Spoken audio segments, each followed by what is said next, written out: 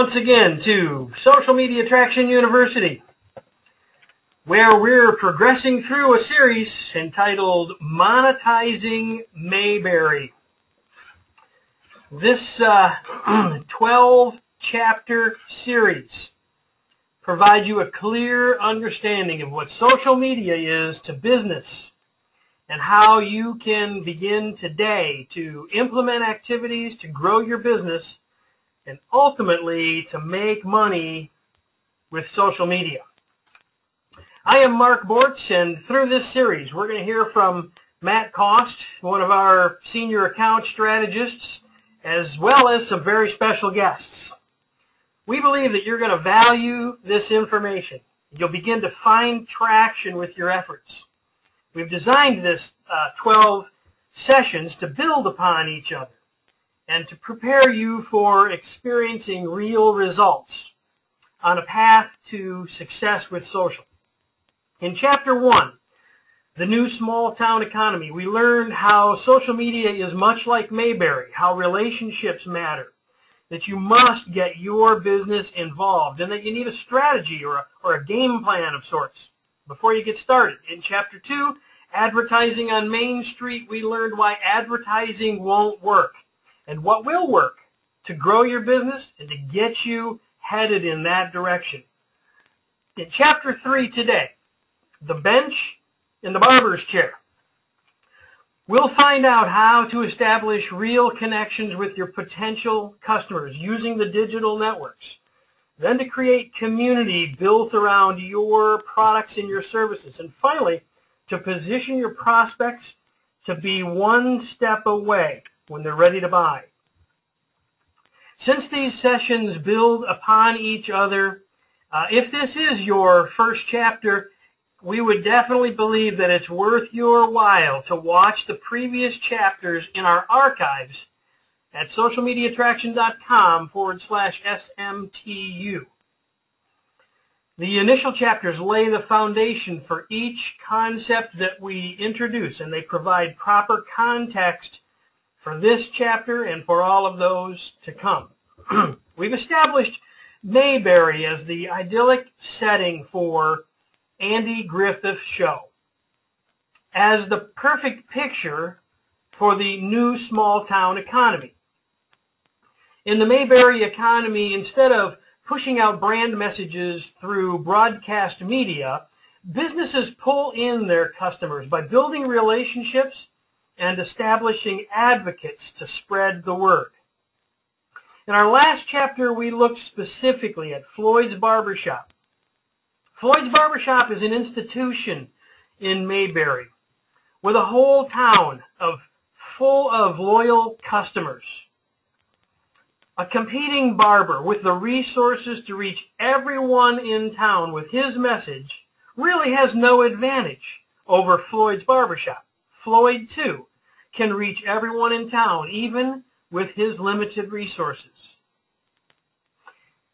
It's the same in business today. Your website can reach the same number of people as the pages of a corporate giant. So can your Facebook and your Twitter pages. What you need in the small town economy is not greater resources, but it's what Floyd has. It's relational equity.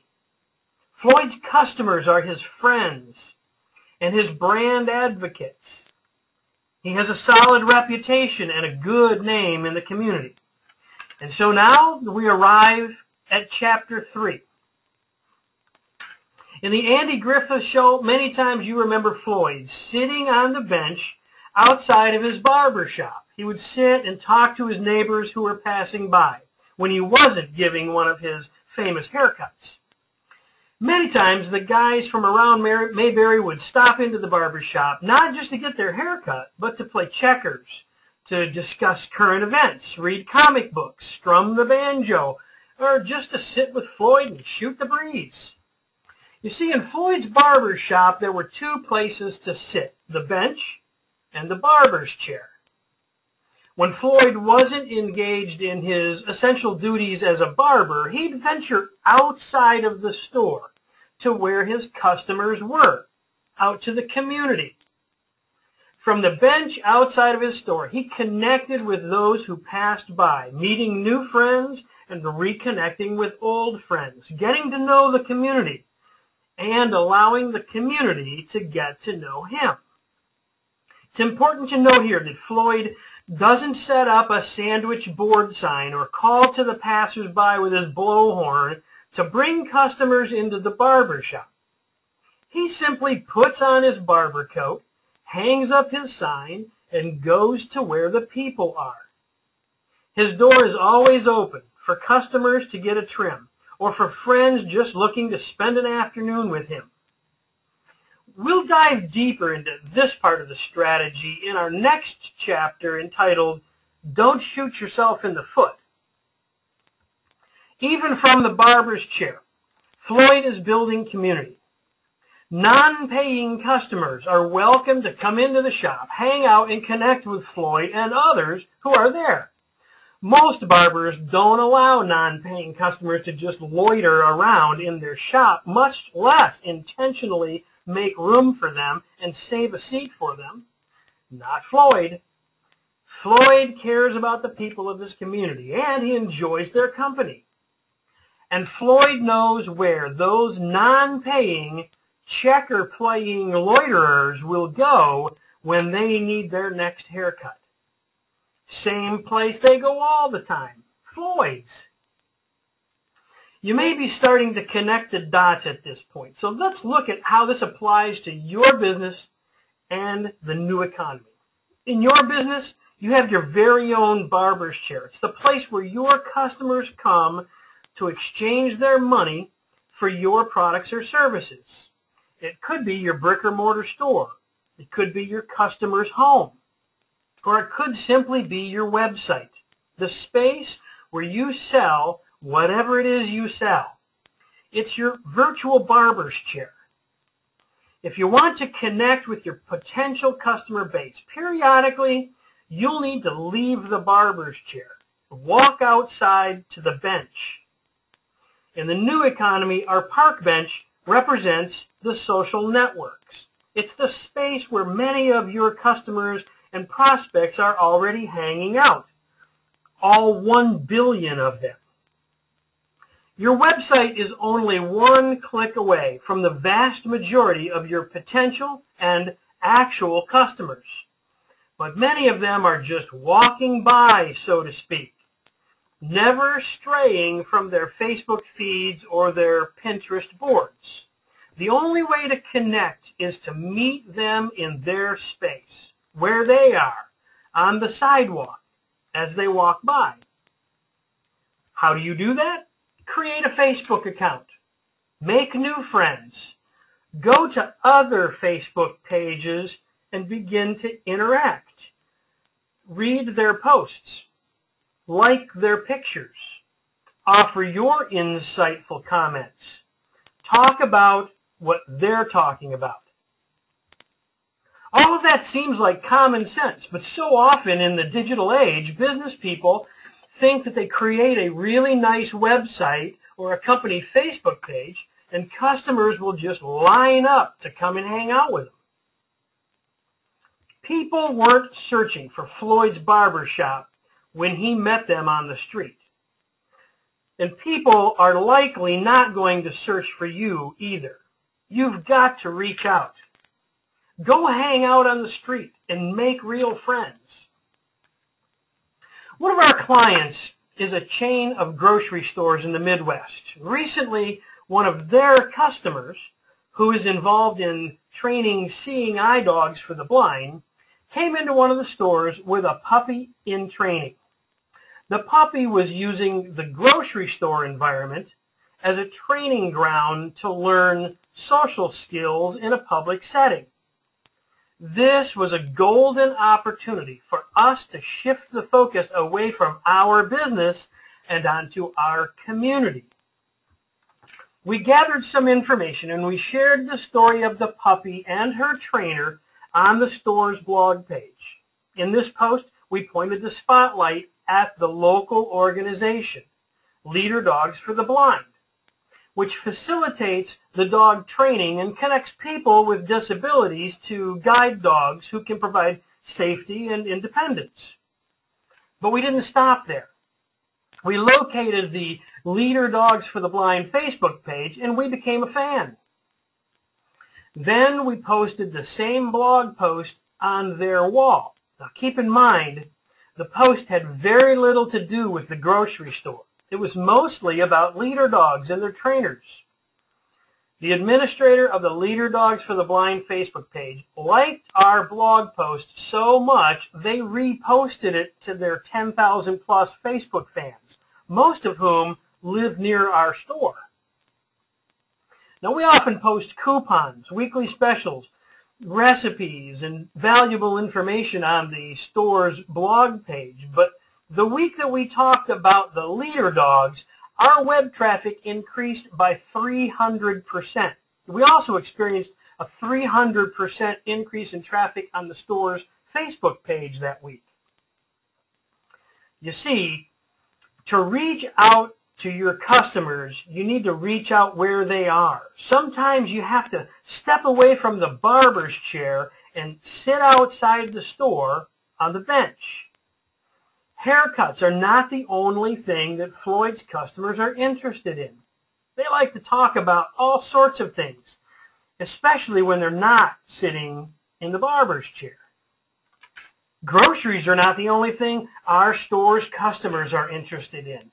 They also like to talk about a variety of topics. When they're online or not in the grocery store, they're not always talking about groceries. If you want to talk to your customers and win them over as your loyal friends, you have to join in on their conversation.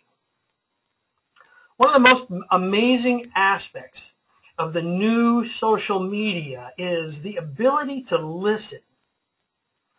We've heard plenty of businesses say to us, "I don't need to be on Twitter. No one cares what I had for lunch." The most valuable aspect of Twitter is not the ability that the network gives you to talk to people more or talk to more people. It's the most valuable aspect is the ability it gives you to listen to what your customers and your prospects and their communities are talking about. And the same goes for Instagram. By typing in a keyword or a hashtag in the search bar, you can see anyone and everyone that is talking about a specific query. One of our clients, Nashville Guitar Store, not only can we see anytime someone mentions Nashville Guitar Store on Twitter or on Instagram, we can also see anytime someone mentions Fender or Gibson or Epiphone or Les Paul or Six String or even just Nashville. What an amazing ability we have to eavesdrop on everyone in the world talking about our business, our products, our services. Now, what you do with this information requires a great deal of thought and strategy, and we'll talk through that in coming chapters. The point is, you should spend time sitting on the bench outside of your store, being friendly, listening, greeting, connecting, and engaging. This is how you will begin to build audience in your social network and create loyal customers you're looking for to engage with. What about when customers come into the barber shop? How do we turn our barber shop into the place where people want to spend the afternoon? In other words, how do we get our customer base to spend time in our Facebook page, commenting on our posts, scrolling through our pictures, our tweets, and our Pinterest pins? How do we get people to interact on our blog? Well, first, we've got to make room for the non-paying customers. Very rarely does a person sign into Facebook or Twitter with the intentions of making a purchase. Let's just say never. People never sign up to Facebook or Twitter with the intention of making a purchase. People get involved with social networks to connect with friends, find interesting and entertaining information, and to share their stuff. And so I asked the question, why do so many businesses continue to spend so much time selling to a group of people who have no intention on spending money? Imagine if Floyd pushed his haircuts on Barney every time Barney walked into the shop just to play checkers. What if he kept pushing haircuts over and over every day, multiple times? What if Barney just got his haircut the day before? He would probably find a new place to play checkers. It would be the perfect excuse for Barney to not want to go visit Floyd. One of our clients, a high-end restaurant, recently began posting their own blog and their own Facebook posts. We noticed a couple weeks into it that there had not been any activity in their Facebook account for many days. As our coaching responsibility, we contacted the client and encouraged them to be consistent and to stay active, even if it's not a daily post. The following day, a post appeared. And what did it include?